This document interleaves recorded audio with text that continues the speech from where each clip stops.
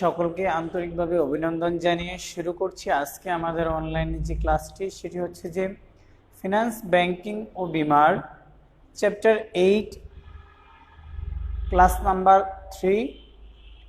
Chapter 8 হচ্ছে যে capital budgeting এবং ইনভেস্টমেন্ট ডিসিশন। ইতিমধ্যে তোমরা আরও 2টি ক্লাস করেছো। আজকে আমরা 3rd নাম্বার ক্লাস করব এই চ্যাপ্টার 8-এর। দেখো, তোমরা যারা হচ্ছে যে এই ক্লাসটি অনলাইনের মাধ্যমে দেখবে এবং পরবর্তীতে দেখবে, লাইভ দেখছো এবং পরবর্তীতে দেখবে, তোমরা সকলে হচ্ছে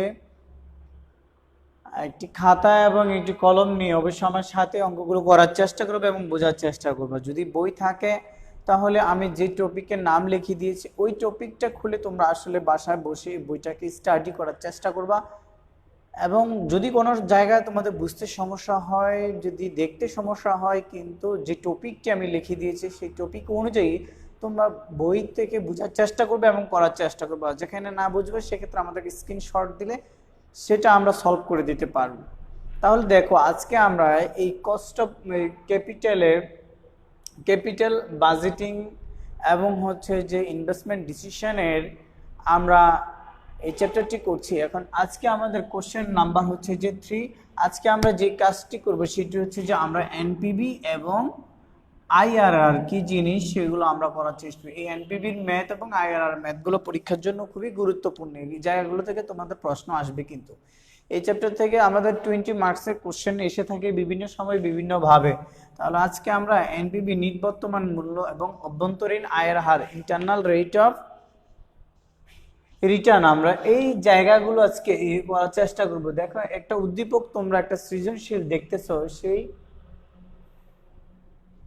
সৃজনশীলটিতে লেখা আছে যে এই কোম্পানি লিমিটেড একটি প্রকল্পে 1,50,000 টাকা বিনিয়োগ করে, যার হচ্ছে যে বাট্টার হার বলা হচ্ছে কত 10%, অথবা কখনো কখনো কোনো অঙ্কের মধ্যে বাট্টার হার অথবা মূলধন ব্যয় দেওয়া থাকতে পারে। যেটাই দেখ না কেন সেটা আমরা এই ধরে নিব। তাহলে এবং আন্তঃপ্রবাহ হলো হচ্ছে যে 5টা বছরের কথা উল্লেখ আছে এবং 5টা বছরের আন্তঃপ্রবাহ দেওয়া আছে কোম্পানির। এখন প্রশ্ন আমাদের কাছে উল্লেখ করেছে যে আমাদেরকে এনপিভি বা হচ্ছে যে নির্বর্তমান মূল্য নির্ণয় করার জন্য, অথবা কখনো পরীক্ষার মধ্যে থাকবে হচ্ছে যে এনপিভি বের করার জন্য, অথবা বাংলায় উল্লেখ থাকবে যে নির্বর্তমান মূল্য কি সেটিকে নির্ণয় করার জন্য। তাহলে দেখো, আজকে আমরা এই এনপিভি বা বর্তমান মূল্য নির্ণয় করবে এই অঙ্কটির থেকে। তাহলে দেখো, এই কথা একটা জিনিস কি, এখানে 40,000 আছে প্রথম বছরে, তৃতীয় বছর, দ্বিতীয় বছরে 35,000, তৃতীয় বছর 30,000, চতুর্থ বছরে আমাদের 45,000 টাকা আছে এবং পঞ্চম বছরে আমাদের 75,000 টাকা আছে। দেখে খুবই একটি মজার বিষয় যে এখানে কোনো অ্যামাউন্টের সাথে কোনো অ্যামাউন্টের কি একটা ধারাবাহিকতা নাই, অর্থাৎ প্রত্যেকটা কি স্বতন্ত্রভাবে, অর্থাৎ এটি কি সেম অ্যামাউন্ট না, অর্থাৎ এমন না যে সবগুলো 40,000, এমন না যে সবগুলো 35,000 বা সবগুলো 30,000। দেখো, এক একটা প্রত্যেক বছরে চেঞ্জ হচ্ছে। অর্থাৎ আমি যদি 1,50,000 টাকা একটি প্রকল্পে বিনিয়োগ করে থাকি, তাহলে ওই প্রকল্পটা থেকে আমি আসলে আগামী 5 বছরে আসলে কি রিটার্ন পাবো। বলছে যে আগামী এই 5 বছরে আমি বছর শেষে দেখা গেছে যে এই প্রকল্পটা থেকে প্রথম বছরে আমি ইনকাম পাবো হচ্ছে যে কত 40,000। এভাবে প্রত্যেক বছরের শেষে আমি বিভিন্নভাবে বিভিন্ন অ্যামাউন্ট কি আমি আন্তঃপ্রবাহ পাবো, অর্থাৎ আমার কোম্পানিতে, আমার প্রতিষ্ঠানে ওই প্রকল্পটা থেকে আমার প্রতিষ্ঠানে টাকা প্রবেশ করবে বা আসবে। এই মতো অবস্থায় হচ্ছে যে আমাদের একটি সূত্র, আমাদের ট্রেনের একটা সূত্র আছে, অর্থাৎ ট্রেন সূত্র মানে কি লম্বা একটা সূত্র, দেখতে সেম দেখা যায়। অর্থাৎ হচ্ছে যে এনপিভি সমান CF11 প্লাস কে বা আই, যেটাই উল্লেখ থাকুক না কেন প্রথম বছর, এভাবে CF2, এইভাবে যত বছর থাকবে পঞ্চম বছর পর্যন্ত আমরা সেম ভাবে আসলে লিখতে থাকবো।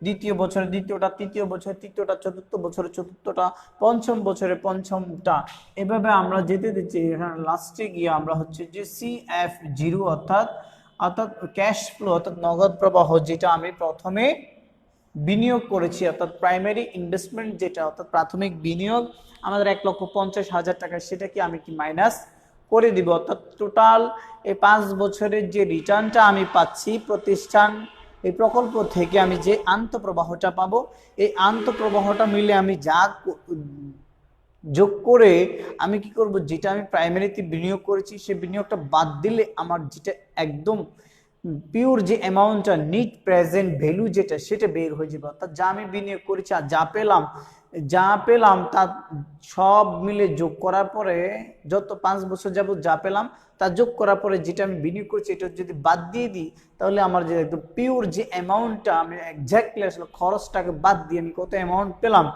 সেটাই হচ্ছে যে এনপিভি। তাকে আমরা বলছি কি নিট বর্তমান মূল্য।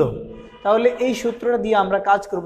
তোমরা তোমাদের বইতে এই এনপিভি সূত্রটা পাবা। এনপিভি কিন্তু আমাদের দুই ধরনের সূত্র আছে। একটা হচ্ছে যে যখন আমাদের ডিফারেন্স ওয়েতে আমাদের থাকবে, অর্থাৎ ফিক্সড অ্যামাউন্ট না। একটা হচ্ছে যে ফিক্সড অ্যামাউন্ট থাকলে আমরা একভাবে করব, অর্থাৎ প্রত্যেক বছরে যদি আমি 40,000 করে পেতাম তাহলে আমাদের এক ধরনের সূত্র হতো।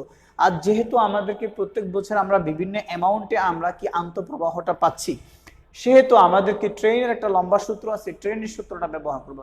সোজা কথা, তোমরা মনে রাখবা, যদি প্রত্যেক বছরে অ্যামাউন্টটা সেম না থাকে, অর্থাৎ সমান অ্যামাউন্ট না থাকে, তাহলে আমরা কি করবো, ট্রেনের সূত্রটা, লম্বা সূত্রটা ব্যবহার করবে। এইভাবে তোমরা মনে রাখার চেষ্টা করবে। তাহলে দেখো আজকে তাহলে আমরা এই অঙ্কটা করি যে, এবং পরবর্তীতে আমরা হচ্ছে যে একটা ফিক্সড থাকলে আমাদের এনপিভিটা কিভাবে করতে হবে, এবং হচ্ছে যে এই জায়গা থেকে আমাদের আইআরআর কিভাবে আমাদেরকে করতে হবে, এখানে দুটো তিনটা ম্যাথ দিয়ে করে আমি তোমাদেরকে বোঝানোর চেষ্টা করব। তাহলে দেখো, প্রথমে আমি যদি লিখি যে গিভেন, দেখো আমাদের কি দেওয়া আছে, CF1 এ দেওয়া আছে 40,000 টাকা। তাহলে CF2 তে দেওয়া আছে, তোমরা এটা চাইলেও লিখতে পারো, না চাইলেও নাও লিখতে পারো, কোনো সমস্যা নেই। তাহলে আচ্ছা, যেহেতু আমরা এটা আমি লিখলাম না, এটা সাইড নোট করে দিব। সাইড নোট করলেও পারি না হয়। আচ্ছা আমি লিখিয়ে দিই তাহলে। এখানে পরবর্তীতে আমার অ্যামাউন্ট ছিল 35,000। CF3 তে ছিল আমার হচ্ছে যে 30,000 টাকা। CF4 অর্থাৎ চতুর্থ বছরে আমার ছিল 45,000 টাকা। CF5 এ আমার ছিল হচ্ছে যে 75,000 টাকা। তাহলে দেখে এখানে আমার ইন্টারেস্ট রেট দেওয়া ছিল কত, অর্থাৎ বাট্টার হার দেওয়া ছিল, অথবা মূলধন ব্যয় আমার দেওয়া ছিল কত পার্সেন্ট, 12%। হ্যাঁ, আমাদের মূলধন ব্যয় ছিল আমাদের 10%। হ্যাঁ, আমাদের 10% ছিল। তাহলে 10%, এটাকে যদি আমরা ভাঙাই বা 0.10, তাহলে দেখো আমাদের এন এর সংখ্যা ছিল আমাদের কত, 5 বছর। হ্যাঁ, 5 বছর। তাহলে দেখো এখন আমরা লিখি উইনো, আমরা জানি এনপিভি সমান CF1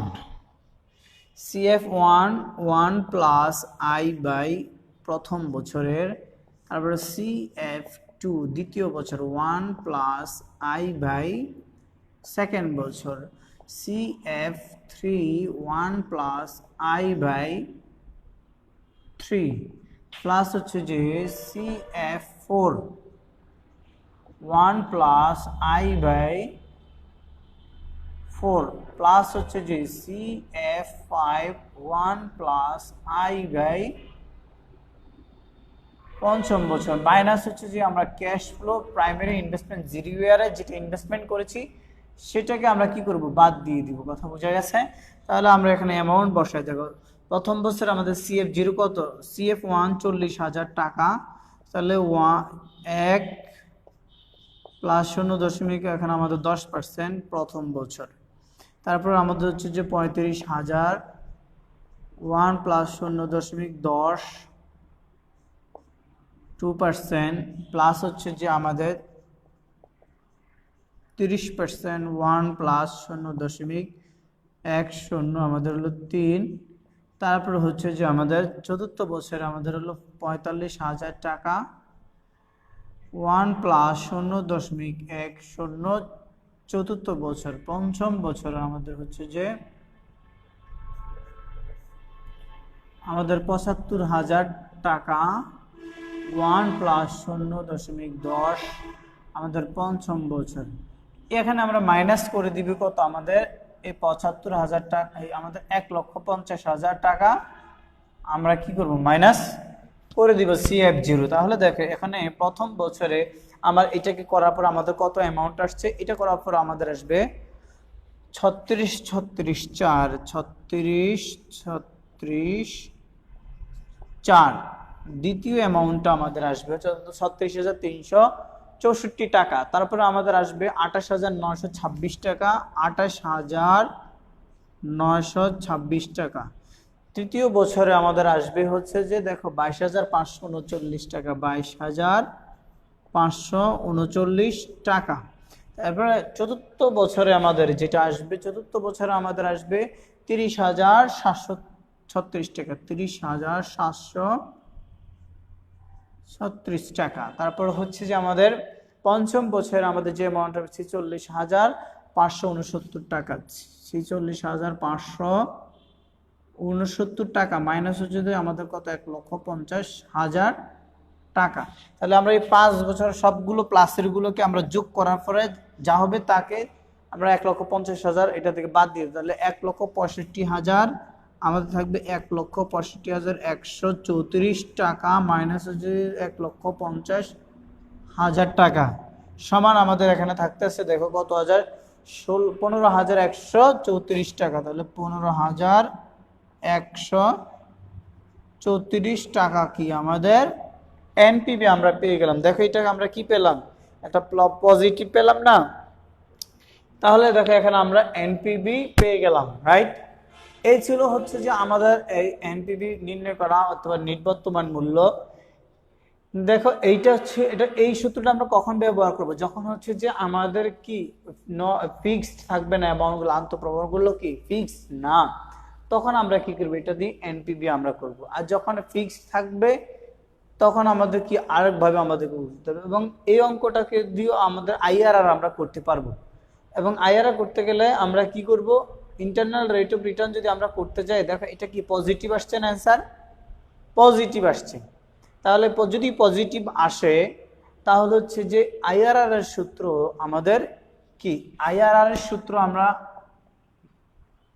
লিখে দিচ্ছি, এই যে লোয়ার রেট প্লাস হচ্ছে যে NPV lower rate, NPV lower rate minus NPV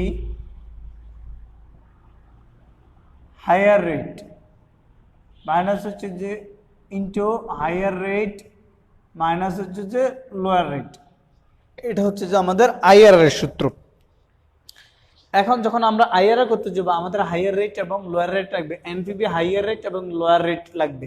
তাহলে এনপিভি যেহেতু এখানে আমাদের পজিটিভ আসছে, দেখো এনপিভি যখন আমাদের এখানে পজিটিভ আসছে তাহলে আমরা এটা কি পেলাম, এই 10% দিয়ে আমরা কি পেলাম, এটা পজিটিভ পেলাম। তাহলে এখন আমাদেরকে একটা লোয়ার রেটের দরকার আছে। যদি আমরা তাহলে এখন লোয়ার রেট বের করতে যাই, হায়ার রেট বা লোয়ার রেট, এটা পজিটিভ আসছে, পজিটিভ আসলে আমাদেরকে নেগেটিভের দিকে নিতে হবে, আর যদি নেগেটিভ আসতো তাহলে আমাদের পজিটিভের দিকে নিতে হবে। তাহলে দেখো এখানে 10% ছিল, 10% যেহেতু পজিটিভ আসছে তাহলে আমরা পার্সেন্টেজটা কি বাড়াইতে হবে, পার্সেন্টেজটা কি করাইতে হবে, বাড়াইতে হবে, রেটটা আমাদের কি বাড়াইতে হবে। আর যদি এখানে নেগেটিভ আসতো তাহলে আমাদের কি করতে হতো, নেগেটিভ আসলে আমাদের পজিটিভের দিকে যেতে হবে, তখন আমাদের ইন্টারেস্ট রেটটা কি কমাতে হতো। অর্থাৎ সোজা কথা, যদি এনপিভি পজিটিভ হয় তাহলে এনপিভি নেগেটিভ করার জন্য আমাদেরকে এই ইন্টারেস্ট রেটটা আমাদের কি করতে হবে, বাড়াইতে হবে। আর যদি এনপিভি নেগেটিভ আসে তাহলে আমাদেরকে ইন্টারেস্ট রেটটা কি করতে হবে, কমাইতে হবে বাড়ানোর জন্য। কথা বুঝে গেছে? এখন এই অঙ্কটাও আমরা কি করতে পারি, এটা এখন আমাদের 10% দিয়ে আসছে, ধরো আমরা 18% দিয়ে এখন আমরা লিখবো যে ধরি এনপিভি, ধরি এই ইন্টারেস্ট রেট বা বাট্টার হার 18% দিয়ে নির্বর্তমান মূল্য নির্ণয় করা হলো। তখন আমরা আবার কি করবো, এখানে এই যখন আই আই আই আই সব জায়গায় আমরা 0.18 লিখবো, 0.18 লিখবো, 0.18 লিখবো, 0.18, 0.18, অর্থাৎ 5 বছরে আমরা 10%-এর জায়গায় সব জায়গায় কি করবো, আমরা 18% লিখিয়ে দিব। 0. এই 18% আমরা কি লিখবো, 0.18 এই 18টা আমরা প্রত্যেক জায়গায় আমরা চেঞ্জ করে দিব। এটা তোমরা বাসায় বসে বসে করবে। এখানে আমরা সব জায়গায় আমরা সব বাকি সব ঠিক থাকবে, এই এখানে গেলে আমরা এটা চেঞ্জ করে দিব। কথা বোঝা গেছে? তাহলে যখন আমরা 18% দিব তখন আমাদের একটা অ্যান্সার আসবে, তখন আমাদের এই অ্যামাউন্টগুলো চেঞ্জ হবে না, তখন আমরা 1,50,000 টাকা কি করব, বাদ দিব। তখন দেখবে যে একটা কম রেট আসবে, তখন হাইয়ার রেটে কত হয়, লোয়ার রেটে কত হয়, তখন আমরা বুঝতে পারবো। তাহলে এটা কি লোয়ার রেট, আমাদের হাইয়ার রেট কত, 18%। তাহলে এই দিয়ে আমরা করবো। তাহলে দেখো এরকম একটা আমরা অঙ্ক করব এখন। এই অঙ্কটা না করে আমি নতুন একটা অঙ্ক তোমাদেরকে দেখাই, তখন তোমরা আসলে বুঝতে পারবা যে আসলে এখানে কি হচ্ছে।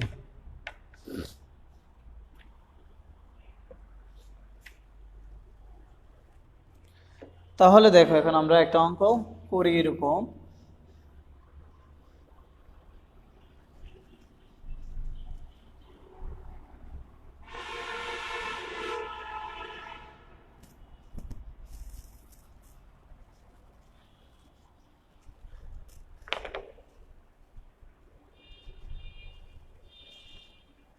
যেমন দেখ, এটা কোশ্চেন হচ্ছে যে করিম, কোশ্চেন নাম্বার 4, করিম একটি খামারে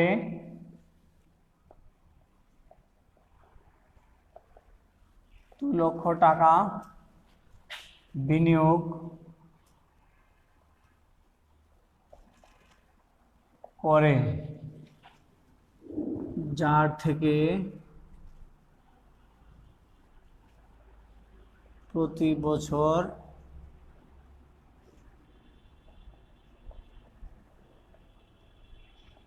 আন্তঃপ্রবাহ হলো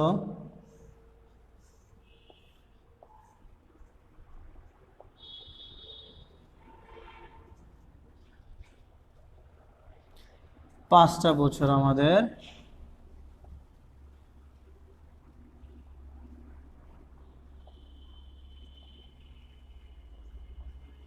প্রথম বছর আমাদের অ্যামাউন্ট হচ্ছে যে 40,000, দ্বিতীয় বছর আমাদের 50,000, তারপরের বছর আমাদের 45,000, তারপর হচ্ছে যে আমাদের 55,000, আমাদের এই 60,000 অ্যামাউন্ট। কথা বোঝা গেছে? এখন আমাদেরকে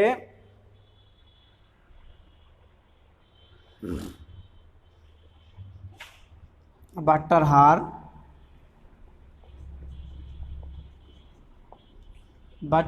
আমরা 10% ধরি। হ্যাঁ, তাহলে দেখো এখন কোশ্চেন হচ্ছে যে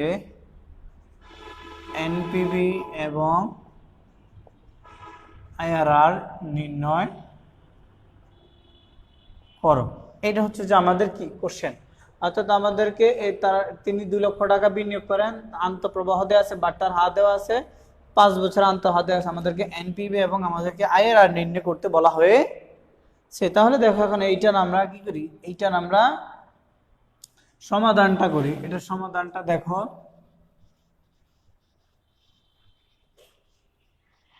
এটার সমাধানটা হচ্ছে যে আমি সরাসরি লিখে ফেলি, উই নো এনপিভি সমান হচ্ছে যে CF1 1 plus I/1, CF2 1 plus I/2 plus CF3 1 plus I/3, CF4 1 plus I/4 plus হচ্ছে যে CF5 1 প্লাস I/5 মাইনাস হচ্ছে কি CF0 আমাদের। তাহলে আমরা দেখো প্রথম বছরে আমাদের কত 40,000, 1 প্লাস 0., আমাদের 10% প্রথম বছর। তারপরের বছর আমাদের কি 50,000, হ্যাঁ আমাদের 50,000, তারপর হচ্ছে যে 1 প্লাস 0.10 দ্বিতীয় বছর, প্লাস হচ্ছে যে আমাদের কি 45,000, 1 প্লাস 0.10 তৃতীয় বছর প্লাস হচ্ছে আমার চতুর্থ বছরের হলো কি আমার 55,000 1 প্লাস 0.104 বছর। তারপর হচ্ছে যে আমাদের পঞ্চম বছর আমাদের কি 60,000 1 প্লাস 0.105। এখন পঞ্চম বছরে আমরা CF0 মাইনাস করবো কত 2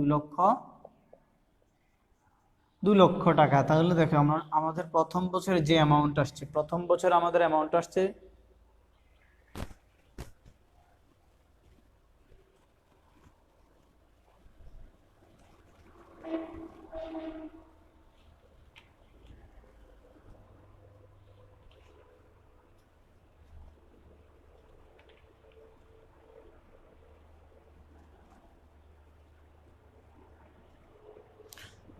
36,300, আমাদের অ্যামাউন্ট আসছে 64 টাকা।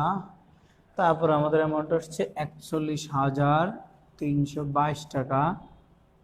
তারপর আমাদের অ্যামাউন্ট আসছে হচ্ছে যে 33,809 টাকা।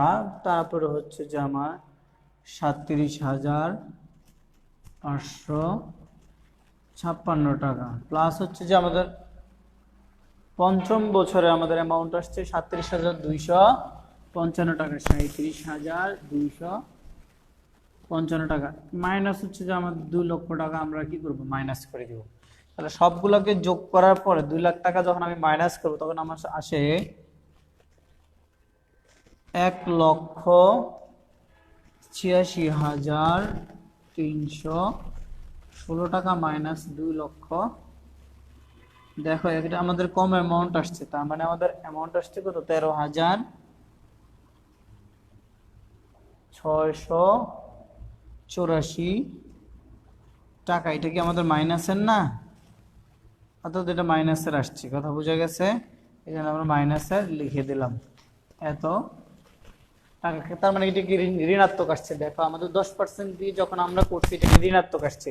তাহলে আমরা বলছি যে যদি ইন্টারেস্ট রেট যেটা থাকবে তা দিয়ে যদি ঋণাত্মক আসে তাহলে আমাদেরকে পজিটিভ করার জন্য আমরা ইন্টারেস্ট রেট কি করতে হবে কমাইতে হবে। আর যদি এটা পজিটিভ আসে তাহলে ঋণাত্মক করার জন্য ইন্টারেস্ট রেট কি করতে হবে বাড়াতে হবে। এই বাড়ানো কমানো, কথা বোঝা গেছে? বাড়াইতে হবে কমাইতে। তাহলে এখানে যেহেতু 10% আমার নেগেটিভ আসছে তাহলে আমি ইন্টারেস্ট রেটটা কমাই দিব। তাহলে ইন্টারেস্ট রেটটা আমি কি করি ধরি 7% দিয়ে, কথা বোঝা গেছে? আমি ধরি 5% দিয়ে। তাহলে এখন আমি লিখি ধরি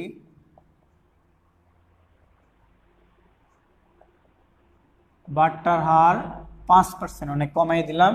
তাহলে যেহেতু 5% দিয়ে তাহলে সব জায়গায় 10গুলো আমি মুছে ফেলি, 10% গুলো আমি মুছে ফেললাম। তাহলে দেখো 10% গুলো আমি মুছে ফেলে এখানে কি দেবো 0.05 0.05 0.05 0.05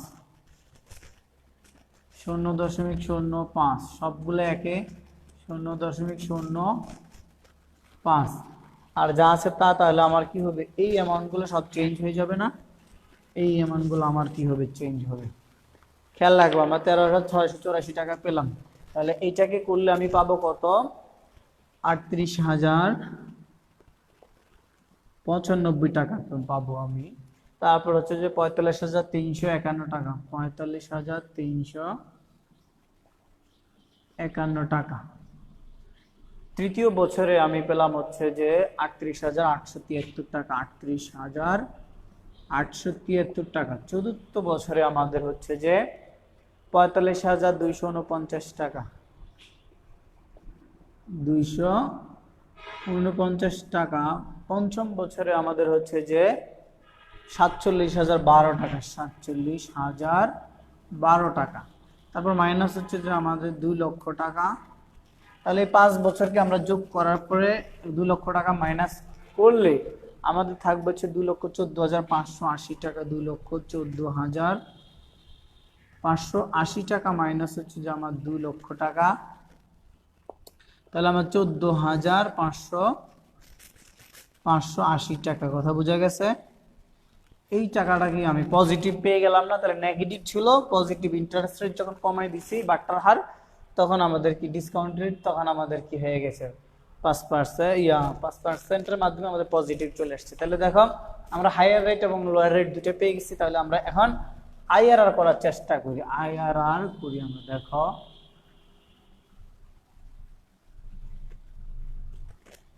তাহলে দেখো আইআরআর করতে যদি যাই আমি, we know IRR সমান হচ্ছে যে লোয়ার রেট প্লাস হচ্ছে যে NPV lower rate, NPV lower rate minus NPV higher rate into হচ্ছে যে আমাদের higher rate minus lower rate. তাহলে দেখো তা আমরা লোয়ার রেট কত পেলাম? লোয়ার রেট আমাদের 5%। তাহলে লোয়ার রেট আমাদের কত? 0.05 প্লাস হচ্ছে যে লোয়ার রেটের মধ্যে আমরা অ্যামাউন্টটা কত পেলাম? আমাদের অ্যামাউন্ট পাইছি হচ্ছে যে 14,580। তাহলে 14,580 মাইনাস হচ্ছে যে আমরা পেলাম কত? আমরা পেলাম 13,684। তাহলে কত? এটা মাইনাসে 13,684 টাকা। কথা বুঝে গেছে? মাইনাসে ইন্টু হলো যে আমাদের হায়ার রেটটা কত ছিল? আমাদের 10%, আর হলো কত? 5। কথা বুঝে গেছে? এটা আমরা পার্সেন্টেজে করে ফেলবো। পার্সেন্টেজ করার জন্য তোমরা পার্সেন্টেজে বের করবা। তাহলে এটাকে 0 দিয়ে দাও, তাহলে একবারে হয়ে যাবে 0.05। তাহলে এইটাকে ক্যালকুলেশন করার পর আমাদের যা থাকবে সব মিলে আমাদের আসবে হচ্ছে যে, আচ্ছা ভেঙে করে দিই, 0.05 প্লাস হচ্ছে যে এইটাকে করলে আমরা যে অ্যামাউন্ট পাবো সেটা হচ্ছে যে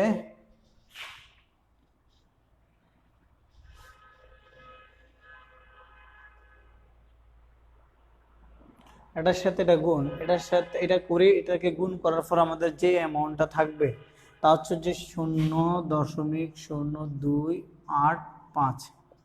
কথা বোঝা গেছে? 258 আর এইটাকে যখন এটা আমি যোগ করব, যোগ করার পর আমার থাকবে হচ্ছে যে 0.0758। তাহলে এটাকে আমরা কি করতে পারি? আমরা 7.58% আমরা লিখতে পারি পার্সেন্টেজ করে। কথা বুঝে গেছে? তাহলে ইন্টারনাল রেট অফ আমাদের কত? 7.58% করে আমরা কি পাবো? ইন্টারনাল রেট অফ রিটার্ন, অর্থাৎ 5 বছরে আমরা কোন হারে পেলাম। যদি আমরা হার বের করতে চাই তাহলে আমরা অর্থাৎ 7.58% করে আমরা কি পেলাম? এই রিটার্নটা পেলাম, অভ্যন্তরীণ আয় হার, আমাদের হারটা আমরা বের করে ফেললাম। তাহলে দেখো এই হচ্ছে যে যখন আমাদের ডিফারেন্স আন্তঃপ্রবাহ থাকবে, বিভিন্ন ধরনের থাকবে, সেক্ষেত্রে আমরা কিভাবে আইআরআর বের করতে হবে এবং এনপিভি বের করতে হবে। আইআরআর বের করতে হলে আমাদেরকে হায়ার লিমিট এবং হায়ার রেট এবং লোয়ার রেট দুটাই লাগবে। কথা বুঝা গেছে? এখন হচ্ছে যে আমাদের যদি ফিক্সড থাকে, যদি শুধু প্রথম বছরে 40,000 পাবে, তাহলে প্রত্যেক বছরে, দ্বিতীয় বছরে 40,000, তৃতীয় বছর 40,000, পঞ্চম বছরে এক পর্যন্ত সব বছরে কি 40,000 করে অ্যামাউন্ট যদি আমরা পেয়ে থাকি, সেক্ষেত্রে আমাদের এনপিভিটা কিভাবে হবে? সেক্ষেত্রে আমাদের এনপিভিটা হবে হচ্ছে যে, আমি তোমাদেরকে বলে দিই, তোমরা সবাই হচ্ছে যে এই জিনিসটা বাসায় তোমরা করতে পারবা। আর যদি না বোঝো তাহলে সেক্ষেত্রে আমাকে বলবা হচ্ছে যে, তাহলে আমি তোমাদেরকে কি সেটি করিয়ে দেওয়ার চেষ্টা করব। তাহলে দেখে এখন আমাদের থাকবে হচ্ছে যে, আমাদের তখন যদি ফিক্সড না থাকে, হ্যাঁ, যদি ফিক্সড থাকে এনপিভি, যদি উল্লেখ করা থাকে যে তিনি করিম একটি কোম্পানিতে বিনিয়োগ করবেন, 2 লক্ষ টাকা বিনিয়োগ করেন এবং তার প্রত্যেক বছরে আগামী 5 বছরে তার নগদ আন্তঃপ্রবাহ হচ্ছে 40,000 করে, প্রত্যেক বছরে তার আন্তঃপ্রবাহ 40,000 টাকা করে, বাট্টার হার এত 10% উল্লেখ করা যদি থাকে, এরকম যদি উল্লেখ করা থাকে, তাহলে কি হবে? এই এনপিভি সমান হচ্ছে যে CF কথা বোঝা গেছে? এই যে সি এফ ইন্টু হচ্ছে যে 1 minus 1/1 plus I by N. কথা বোঝা গেছে? এখানে আই বাই কি বা এখানে কেও থাকে I by N by I. কথা বোঝা গেছে? এই অ্যামাউন্টটা প্লাস এটার সাথে কি থাকবো আমাদের সালভেজ ভ্যালু, অর্থাৎ উদ্দীপ্ত পত্র আমাদের সালভেজ ভ্যালু থাকে, উদ্ধারকৃত যে মূল্যটা থাকবে সেটা থাকবে এখন এটার সাথে 1 প্লাস আই বাই এন। কথা বোঝা গেছে? মাইনাস কি এই যে ক্যাশ ফ্লো জিরো ইয়ারে আমাদের সেটা আমরা কি করে দিব মাইনাস করে দিব, বা এনসিও থাকে ম্যাক্সিমাম সময় এটাতে কি এনসিও থাকে, এনসিও থাকে। এই এনসি মানে নেট ক্যাশ আউটফ্লো, অর্থাৎ যেটা প্রতিষ্ঠান থেকে চলে যাবে, অর্থাৎ এনসিও নেট ক্যাশ আউটফ্লো অথবা CF0 যেটাই থাকুক না কেন সেক্ষেত্রে আমরা এটা উল্লেখ করে দেবো। তাহলে এখানে ক্যাশ ফ্লো যেটা থাকে ধরো 40,000 টাকা যদি আমাদের ফিক্সড থাকে তাহলে 40,000 টাকা এখানে হলো। কথা বুঝে? তাহলে ওই CF0টা আমাদের কত থাকলো যে 2 লক্ষ টাকা থাকলো। কথা বুঝা গেছে? এই হচ্ছে যে আমাদের মানে আমাদের এনপিভি এবং আইআরআর খুবই গুরুত্বপূর্ণ একটা চ্যাপ্টারের গুরুত্বপূর্ণ টপিক হচ্ছে যে এনপিভি এবং আইআরআর। তুমি যখন বিনিয়োগ করতে যাবা অ্যাজ এ বিজনেসম্যান অথবা আদার্স পার্সন হিসেবে, সেক্ষেত্রে কিন্তু তোমাকে এই ধরনের এনপিভি এবং আইআরআর বের করে তোমার প্রজেক্টকে, তোমার প্রকল্পকে তুমি ইভ্যালুয়েশন করতে হবে, আদারওয়াইজ কিন্তু তুমি কি ইভ্যালুয়েশন করতে পারবা না। আর একটা কথা হচ্ছে এনপিভি আসলে করলে সুবিধা কি এবং অসুবিধা কি। এই এনপিভি করলে হচ্ছে যে আমাদের সুবিধাটা হচ্ছে যে কি আমি অর্থের সময় মূল্যটা আসলে জানতে পারবো, আদারওয়াইজ আমি কি জানতে পারবো না।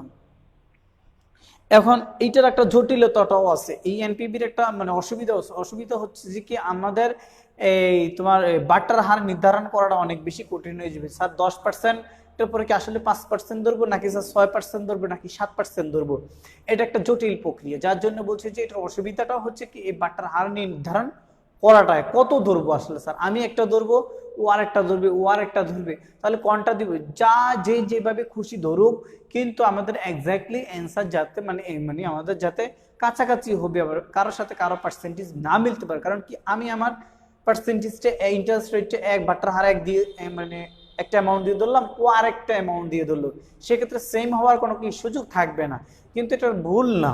তারপরেও দেখো এখানে এই